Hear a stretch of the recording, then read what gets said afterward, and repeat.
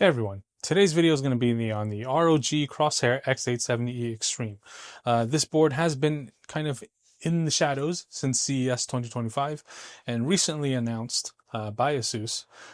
This board is going to be along with the Apex, which is coming soon. I know many of you have been waiting for that, but that is currently slightly delayed.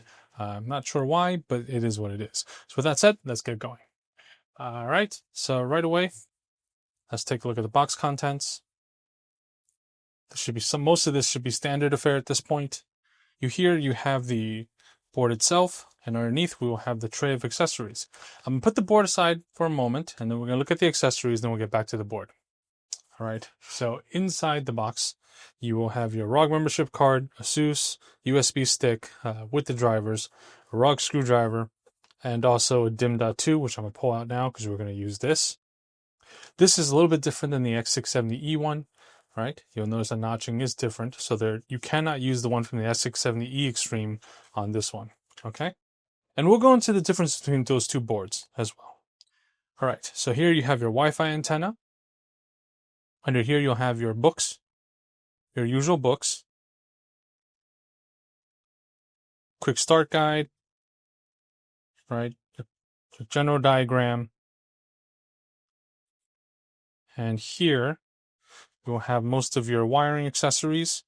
Here you have what looks to be a 3-pin RGB to a JST 6-pin RGB connector. For those that don't know, this 6-pin connector connects to a bar on the board that then splits to two different addressable headers. This is not on every single motherboard. This is fairly new from what I've seen on ASUS boards. Here you will get what appears to be a fan splitter. And here you will get two SATA cables, one 90 degree, one regular, and there should be one more. And here you get an digital ARGB extension. And here you get another what appears to be a fan splitter. And now you also get an RGB splitter. This is also new to me. I don't even believe this came with the Z890 Extreme. I may be wrong. And then you have the probes, thermal probes. So that's what's in the accessories box for the cables. And I believe we might have something else underneath here. Yes, we have the bottle opener. And you get a fan to mount, a bracket to mount the fan over the DIMMs. Okay? So, with that said, now let's take a closer look at the board. So from the very top corner, aside from the EPS over here, you're going to have your channel fan 5, I think this is, and then your CPU fan optional will be those two. Moving here, you have your start, your flex key, which by default is going to be a reboot. And then over here, you have your 6-pin. Earlier, I showed you guys a cable that splits into two 3-pin headers. That 6-pin cable goes into here. And then you have your first water pump header. By default, these run at 3 amps and full speed. The rest of the channel fans are all 1 amp, right? And they're controllable by Q control, which is in Armored Crate. I think if you want to use, I think the water pumps only run at full speed, as far as I can recall correctly. Additionally, you have your USB-Cs, internal, one 10 gig, one 20 gigabit, and then you have your 8-pin. This is a PCIe connector. This will allow you to have 60 watts charging going through these two. And then you have your USB 5 gigabit, 4 SATA ports, a 5 gigabit USB 3 again, 2 more RAD channel fan headers. And then moving on, you have your front panel connector, your second water pump header. This once again is going to be 3 amps and full speed. And then you have your retry button. Sorry, that's a safe boot button, which is last settings that worked. The retry button, V-latch, this is for voltage monitoring related. And then you have your USB internal. And then you have your mini SAS. This is running at X4, I believe. And then you have another USB 2. And then here you have your alt PCIe mode. I believe this is switching from Gen 4 and Gen 3 operation. And then you have your BIOS switch, which we did not have on the previous Extreme. You have dual BIOS on this board. So just in case. And you have some LN2 switches, which I'm not going to go into. And here you have 2 more 3-pin RGB headers, and RSVD for ASUS internal use only, a temp sensor, For those of you who love water cooling, this is, everyone wants to see it on the board. And then, eventually I really wish they would put more than one on the board. That would be great. And then you have your front side bus switches, and then you have a front panel audio. So with that said, let's move on to the back over here. It's a heavy boy. So here we have the BIOS reset, flashback, and then you have your clear CMOS next to that, your HDMI out. This would be coming from the CPU, of course. And then you have 4 USB-Cs, 2 of them being 40 gigabit, 2 being 10. And then you have 1, 2, 3, 4, 5, 6, 7 10 gigabit USBs.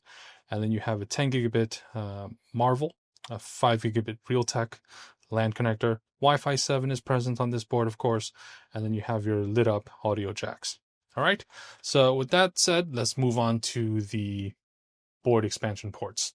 Probably notice right away that there's only 2 expansion slots on this board. That may be a little bit, I think for most folks that works pretty well. Both of these ports are going to be Gen 5, right?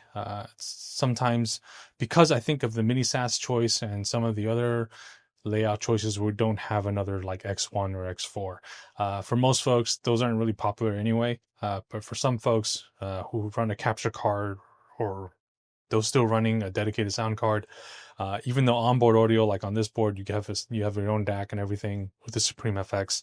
So, but I understand some folks still want to see an expansion slot that doesn't really cut into the rest of it. But unfortunately, that's not the case here, but I still think that this is pretty much a very popular setup for a lot of folks. So with that said, let's move to the expansion slots. So let's talk about the NVMEs. This is going to be NVMe, the primary slot. This primary slot has a vapor chamber cooler. Okay. All the NVMe slots on this board are Gen 5, right? There is no non-Gen 5. So if I remove the extreme heatsink here, we should see 2 more M2 slots. And I'll quickly go into how they're split up. Okay.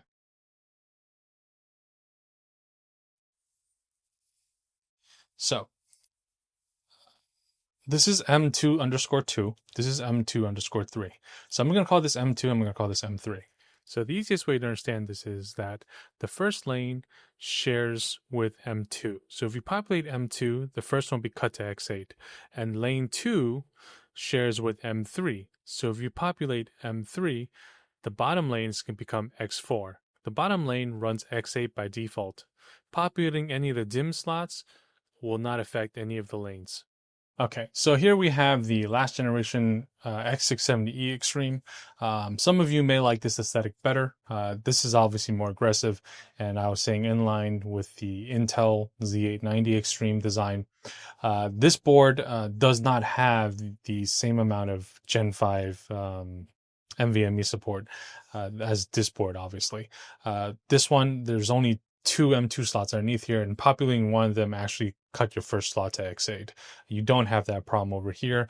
Additionally, on the expansion card, which is different, I actually like this design. It was a little more tough looking, right, than the current revised. And you notice that they've also changed the notching again. Okay, so these are not going to be something, you cannot use this on the new X670E. With that said, this one of them was Gen 5, and the thicker end, the thicker side was Gen 5, and the other one was Gen 4. So here you have all Gen 5, and obviously you're going to get Wi-Fi 7, and there's some other features that are going to be part of the X870 platform experience from ASUS that you're not going to have with here. So, but you'll see that a lot of this is very similar. So I think they've still kept it fairly classy looking. The screen is actually, as I was saying in the intro, it has improved a lot since my Z890 Extreme review, or overview per se, but I will show you guys of it in action, and so you can kind of see that this is going to seriously replace a lot of internal screens that people like to set up, because it can do all of that monitoring for you. And if you have a lot of ASUS products, it works out even better, and I'll show you guys that obviously in a bit. Aside from that brief comparison to the previous generation, let's talk about what are some of the new things with this board. You will get something called AI Boost available on this platform, and this allows essentially AI workloads to run anywhere from 7 to 20% faster, let's say, depending on the layout and the chip use and the software, of course. Where can I apply this? For example, if you do video editing, you may be familiar with something called Topaz AI Video Sharpener. It essentially kind of sharpens out of focus video sometimes, purely AI based, and that will kind of run faster with AI Boost. Additionally, ASUS X870 boards, I don't know if it's going to apply to all. Well, I've heard it's going to apply to all of them eventually, but with this board, it's going to now support CU-DIMM. Okay, for those of you that don't know what CU-DIMM is essentially memory kits that has its own clock driver on board that helps amplify the signal and distribute the signal to all the RAM ICs, and that allows you to run higher speed RAM without being so dependent on your CPU IMC. ASUS also additionally has partnered with Kingston for a specific profile to run a certain memory kit up to 256 gigabytes. They did do this with the Z890 with Kingston, and now they've also brought it to the AM5 platform. I will put the model number of that kit on the screen here. You can look into it. They're kind of hard to get, but once again, I will say that even though there's a specific AEMP3 profile for it, even if you buy the kit, it's supposed to allow the kit to run, I think, at 6200 rather than the base JDEC.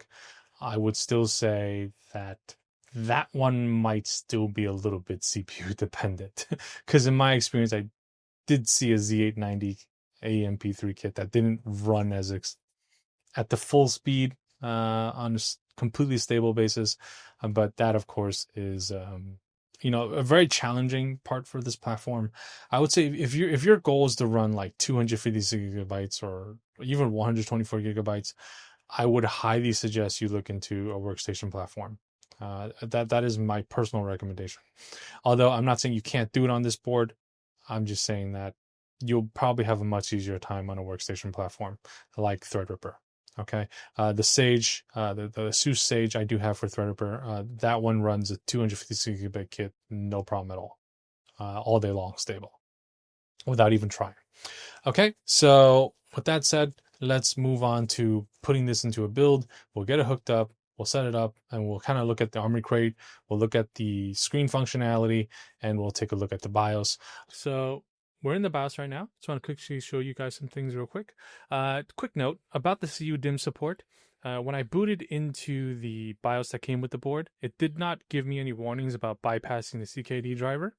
And then when I uploaded the BIOS to the latest available version on the website, it did prompt me, do you want to bypass the CKD driver?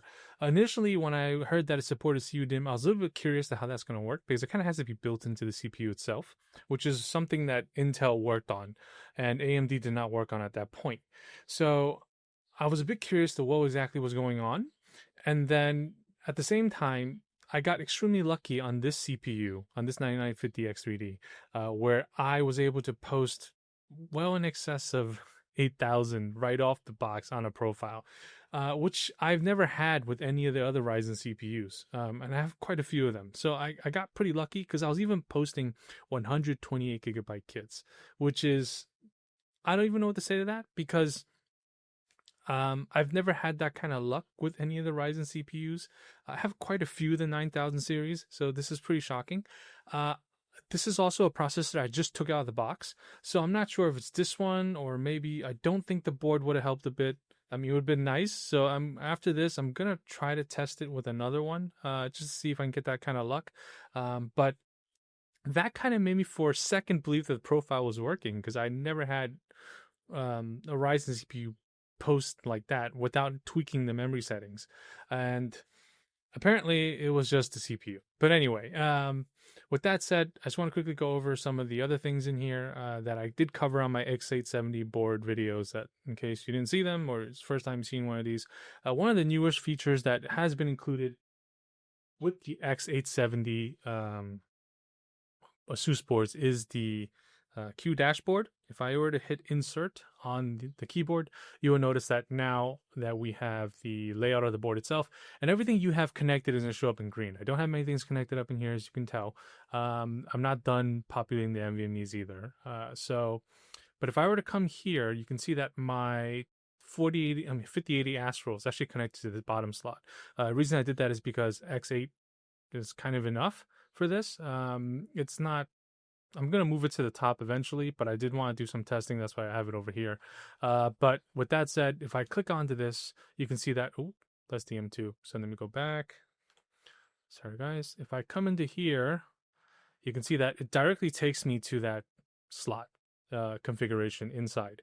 Quick thing, if you're using a Gen 4 riser, do yourself a favor. Go into the BIOS, don't let it on auto, and set it to Gen 4. Because if you keep it on auto, while it may know that it's Gen 4, it may not. And what ends up happening is you end up getting like these assorted display issues with the screen blacking, not waking up. And I did experience that, and I found that just to be essentially this setting. I mean, this is not new. We kind of had this with the Gen 3 and Gen 4 risers as well. So do set the link mode if you're using not a Gen 5 riser cable, which are kind of hard to find at the moment, but they do exist. You can find them on Amazon, but like I said, they're kind of hard to buy at the moment. But sure enough, after Computex, we should see those kind of coming out. I don't know about kind of global impacts right now in terms of trade that would impact the availability of those things. Some things are currently not available because of those reasons. With that said, what else I wanted to bring in the BIOS here? Yes, one more thing you probably noticed in the BIOS that on the X870E boards they did with along with the Z890, I believe, the BIOS is now 1080p instead of 720p, so it's a little more clear. But and also, if I were to go to QFan, I didn't set any of the fan settings on this board. You now have 8 points of adjustment, which before I think you only had maybe 4 or 5, right? So that's also new with X870 that you don't have on the X670E Extreme. So there are some BIOS changes and improvements that are not on the previous generation boards. With that said, let's just quickly go into Windows. I want to show you guys a screen functionality that's improved dramatically since the Z890 Extreme release, and then we'll do a quick wrap up. So a lot has changed with the screen functionality. When I first looked at the Z890 Extreme, they only had 3 sources that you couldn't pick from, and it was static, and you couldn't really change much. But now, aside from having an image, as you can see here, you can pick your own image as well, which you couldn't do before. So you can upload a file, whatever it may be, and then you can also do hardware monitor, which I think for most folks, this is kind of, you can also pick the background and the brightness of the screen, or have it give you a temperature warning. I think for a lot of folks that want to put an internal screen on their computer, this is definitely much preferred. And you can see that as I play with it, it's going to change, right? So I'm just going to hit apply on this, and you can see that is the default that's going to come out of the box, something like that. But you can come in here, you can do triple info or multi-info. Some of these wallpapers only are allowed for a triple, but something like this one over here, let me see, this is triple 2, okay. But this one is going to allow you to do something called multiple, and this allows for 5. So you can see here, you have multiple selections. I like to use them for temperature, right? So I'll do temperature of CPU. You can see the preview is going to be in the middle, and then I'll do temperature of the GPU, right? And then for fan speed, I don't really want that. I want temperature again, and this time I'm going to do T-sensor because it is water cooled and measure my water temp. So you see the T-sensor is going to be over here. And let's just say for frequency, let's get the CPU, and then we'll do the GPU. And if I hit apply, you give it a second. Now you'll see on the screen onside the computer there that all of those items are now displayed. I think this is extremely slick because you don't have to worry about attaching a sensor panel using AIDA64. You don't have to worry about running an internal monitor as a secondary monitor, or using a USB driven display like I do in a lot of my builds, where I don't have a motherboard that's capable of this type of functionality. So I think that's pretty slick that they cleaned it up a lot. Elsewise, you get a lot of the same Wi-Fi Q antenna kind of directional measurements that you had with the Z890 and the rest of the X870 platform. So I think this is, so they've increased the functionality of the display. I just want to quickly show you that. But to wrap up this video, we're going to quickly talk about the build that the board is in. This is a Lian LI Sup 01. It is not a new case, but it is a very compact case, and this is my first time working with it.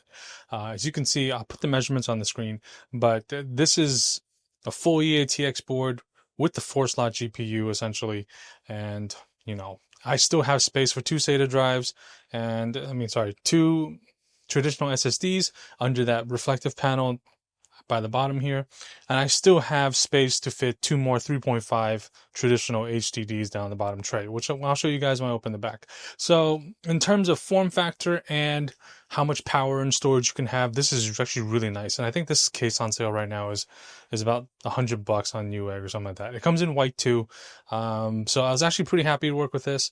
I would say the only thing is, if you want to use the Bitspower Revo block, which has the ports on the rear like I did, you will need to Dremel the case. The case by default, the rear opening for the CPU coolers, it's not wide enough, so you will have to Dremel that to fit that block. It's about 15 millimeters near the bottom side of the CPU cooler opening on the rear that you need to Dremel out. But once you Dremel that out, just don't Dremel too far, because otherwise you're going to hit the middle motherboard mount, which is not a big deal if you remove it, but it is what it is. I'm just going to quickly open the back panel, show you guys the rear, so you can idea how this is done.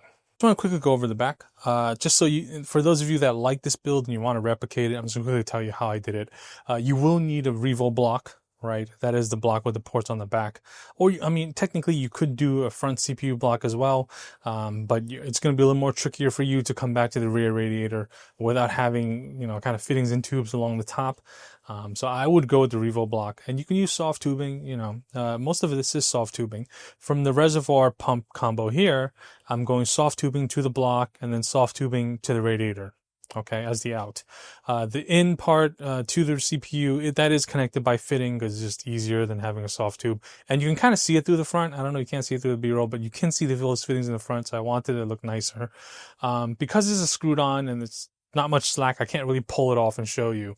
But I will say that when you're wiring this pump res here, this is the CR80 from Bitspower Slim. Okay, it's a Slim CR80. The Slim as in the pump doesn't come out a lot. The pump is only like this thick. But you can use the 120. If you use the 120 Slim, you might actually have a port on the back, and then you can fill it from the back, which will make it a lot easier. Because the hardest part about doing this is actually filling this pump res. So you want to give yourself some tubing slack so you can kind of lean this out, fill it, put it back in. It's going to take a bit of time. So definitely try to use the 120 version of this, which I didn't have on hand in the form of a Slim. Or you can go with the 240. I picked the 80 simply because I just wanted more air to be coming in and out. So I just wanted to have 2 fans. I wanted to have the extra airflow space, and that's why I did it this way. You have I still have my drive bays at the bottom. I never took them out. So you can still use 2 traditional hard drives in there for storage. Like I was saying earlier, you still have the 2 SSDs in the front. So you have a lot of storage, plus the 5 NVMEs on board. So you can have a lot of storage and a lot of power in a very compact platform. And to be honest with you, once you see the measurements of this case, like I posted earlier, this is the same footprint as, say, an SFX.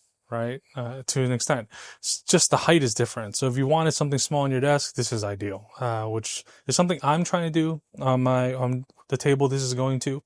But yes, so if you guys want to replicate this, you know how it's done.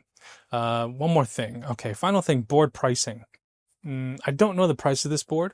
I would say that given the previous extremes, the Z890, X870E, Z790, I would assume the price should be around $1,000. Okay. Now, I know there's some talk about China rumor pricing being $1,400. Well, I'll put it this way. When the X670E launched, it was also $1,400 in China. So you can't really use China pricing to bring it back to US pricing. Now, for example, the 5080 Astral is $2,000 in China. It's not $2,000 in the United States. Even after 2 price hikes from tariffs, it's still not $2,000, right? So you can't really follow that kind of direct conversion that, you know, people like to do on rumor sites. It's really just not accurate. But with that said, there's a lot of things going on globally right now. As anybody that watches the news probably is aware. Obviously, these things are made in China, right? They're assembled. So a lot of things like power supplies, coolers, all these things, motherboards included. So I don't know how much of that will impact the pricing. But I would say if your budget was around $1,000, you'd probably be around there, probably maybe a little more due to those factors. But that's kind of what we expect from the extreme boards at this time. Is it worth it? That is really going to be up to you. For those that kind of feel, you know, you want the best you can buy, you don't really care about price, then it's for you. For those of you that are more budget conscious, this may not be the right board, but I mean, let's be honest, every board up and down the mid-range to up is actually built to run all these CPUs and have a lot of great features. Obviously the screen, like I was saying earlier, that's if you're doing all these monitors inside your case, it just makes it a lot easier. It is what it is. You kind of do get what you pay for to an extent. But